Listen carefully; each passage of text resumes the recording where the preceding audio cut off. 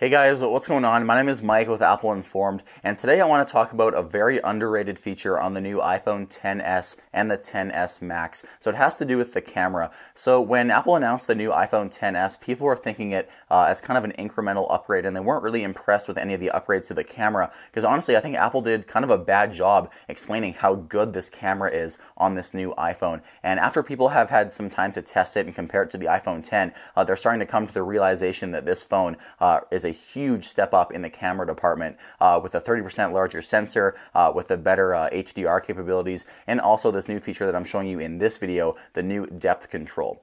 So if I take a photo here that's a portrait mode, it's a selfie of me. I put a bottle of deodorant in the background just for purposes of this video so you can see the blur in the background.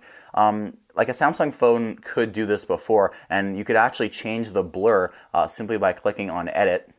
And you can change the blur down here. Now, something that a Samsung phone or any other phone that has depth control isn't doing is it's not actually analyzing the photo and trying to replicate the way that actual bokeh looks out of a camera. Instead, what it's doing is it's pretty much taking the Photoshop version of a filter blur and just putting it over the background that it masked out after it took the photo.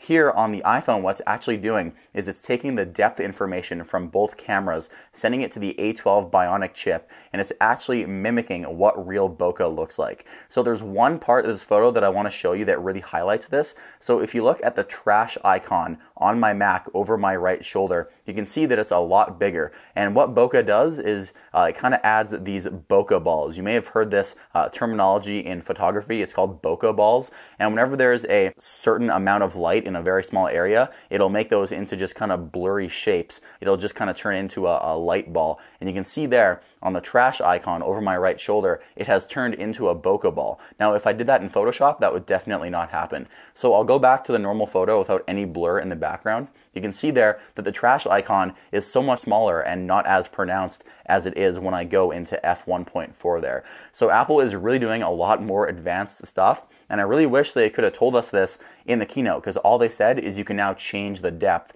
But if they actually went into detail as to how it replicates from a pro level camera, that would have really sold people, I think, more on the capabilities of this feature.